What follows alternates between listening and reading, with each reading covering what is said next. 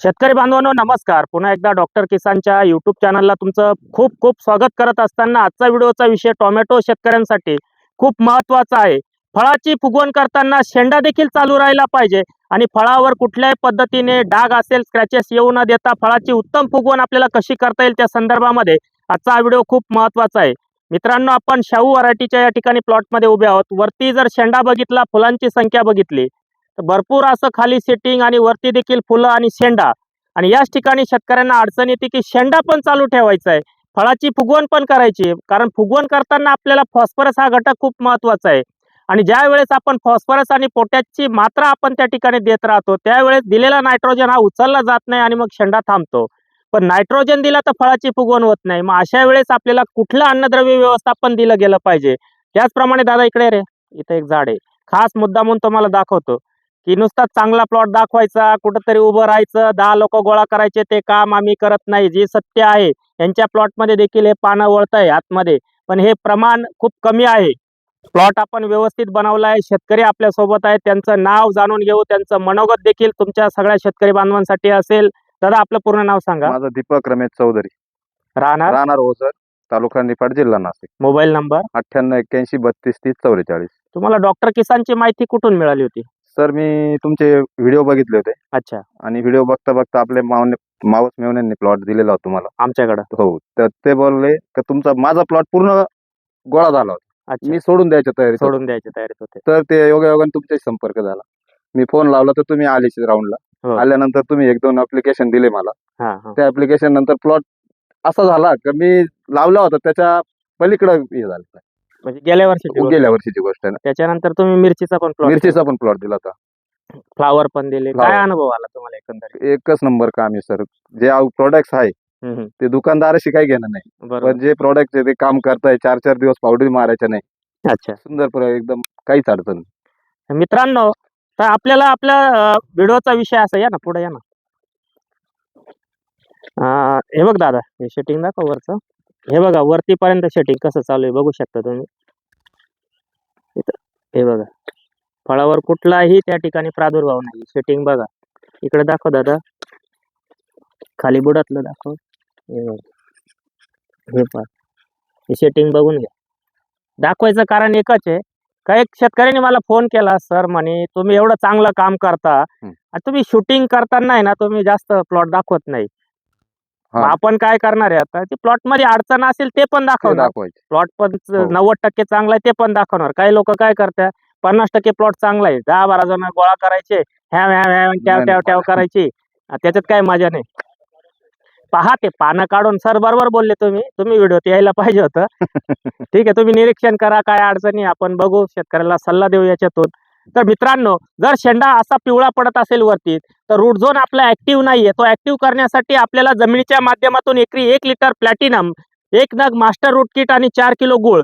जर आपल्याकडं route zone active नसेल, खाली आपल्याला अशा पद्धतीने बघून घ्यायचंय.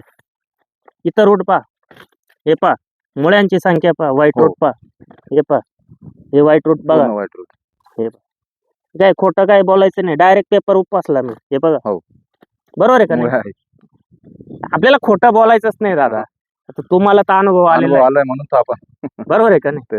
तर मित्रांनो, 1 litre platinum, master root kit, गुळ 4 किलो एक रात्रभर भिजून देऊन घ्या. हे वरती जे शेंडे आता यांच्याकडे पण आहे, हे बघा पिवळे शेंडे. इथं काय लपवायचं काय, पण प्लॉट 90%. आता तुमच्या शेजारचं झाड दाखव रे दादा. हे बघा, त्याचा शेंडा, वरती फुलांची संख्या, पानाची रुंदी, पानाचं क्लोरोफिल, खाली सेटिंग पण दाखवता येते. हे फळं बघा. मग असा विषय आहे.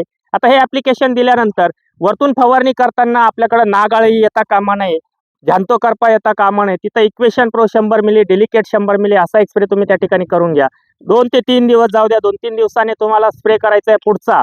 जर तुमच्याकडं आतमध्ये पानं गोळा होत आहे, व्हायरस सारखं वाटतंय, तर तिथं 200 लिटर पाण्याला व्हायरोनिल 500 ग्रॅम, वरद बायोटेकचं व्हायरोनिल 500 ग्रॅम, ताक 3 लिटर आणि जेमिझोन 250 मिली आणि सनरोप 500 मिली. थोडासा महागडा स्प्रे जाईल, पण तुम्हाला परत पुढच्या 20-25 दिवसात व्हायरसचे झाडं जिथं आहे तिथपर्यंत थांबून ते झाडं क्लिअर झाल्याशिवाय राहणार नाही. अनुभव घेऊन बघा, एक स्प्रे करा. 1000, 1500, 2000 रुपये खर्च करा. बाजारभावाचा अंदाज देखील लवकरात लवकर देईल मी.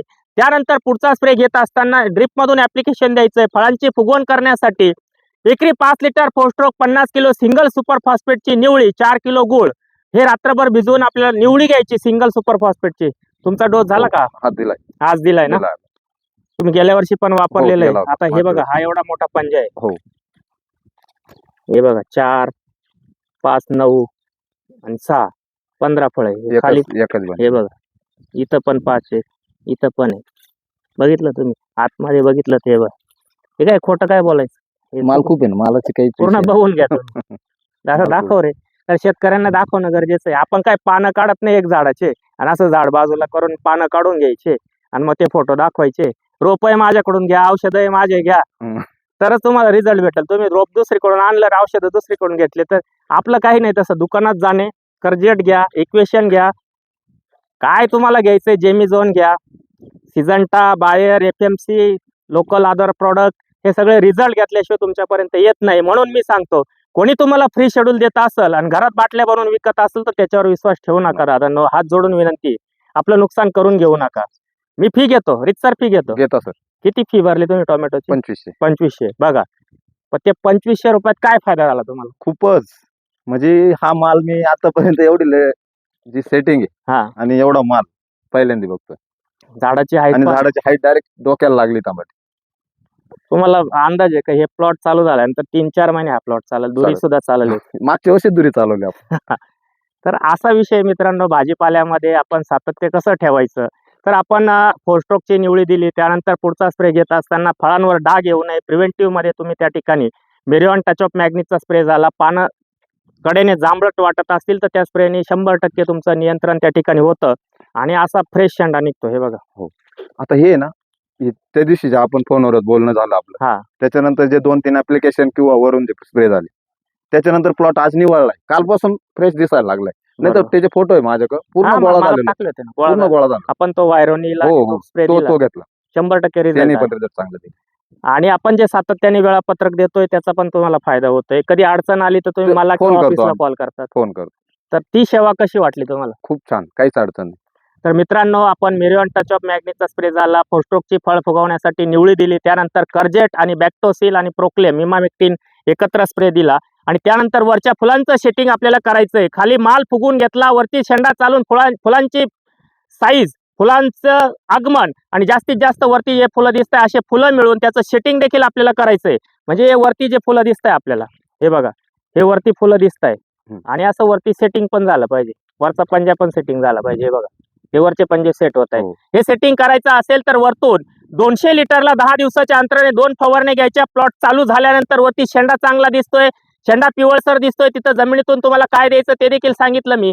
तर वरती फुलं जास्तीत जास्त मिळवण्यासाठी 200 लिटर पाण्याला ग्राफर 50 ml, 049 35 500 gram, GA 1 gram, 6B 2 gram आणि बोरॉन 150 ग्रॅम ही फवारणी परत 10 दिवसांनी रिपीट घ्या. मध्ये जो गॅप आहे तिथं एक बुरशीनाशकची फवारणी करत असताना ॲमिस्टर ऑप्टी एकरी 200 मिली किंवा स्कोर 100 मिली, ॲमिस्टर 100 मिली 4 दिवस जाऊ द्या. पुढचा स्प्रे घेत असताना जर पाना आतमध्ये गोळा होत आहे, त्यांनी सांगितलं व्हायरोनिल भरत बायोटेकचं 500 ग्रॅम, त्याच्यासोबत ताक 3 लिटर, सनरूप 500 मिली, जेमिझोन 250 मिली. हा पहिला स्प्रे घ्या. 10 दिवसानंतर तुम्हाला 10-12 दिवसानंतर व्हायरोनिल, सनरूप आणि ताक एवढंच घ्यायचंय. तर अशा पद्धतीने जर काम केलं, दादांनी एक स्प्रे केला, लगेच पानं क्लिअर झाले, प्लॉट फ्रेश दिसायला लागला. बरोबर आहे का नाही? 100%. आणि थोडंफार असं नाहीये का थोडंफार रोगराई नाहीये, हे काही खोटं बोलायचं नाही, आहे थोडासा, पण फळावर कुठलाही डाग नाही, फळांचं सेटिंग चांगलं आहे आणि पानं देखील चांगले आहे, शेंडा देखील चांगला चालू आहे. हेच उदाहरण तुम्हाला द्यायचं होतं आणि हे तुम्हाला दाखवून का द्यायचंय की बरेचशा ठिकाणी त्या ठिकाणी शेतकऱ्यांचं लुटमार होते, शेतकऱ्यांची फसवणूक होते, ती डॉक्टर किसान कदापि सहन करणार नाही. एवढी गोष्ट लक्षात घेऊन सातत्याने काम करत राहा मित्रांनो. युट्यूबच्या माध्यमातून तुमच्याशी मी जोडलेला असेल. व्हिडिओ शेवटपर्यंत बघितला, चॅनलला प्रथम आला असाल, चॅनल सबस्क्राईब करून व्हिडिओला लाईक आणि शेअर करायला विसरू नका. धन्यवाद.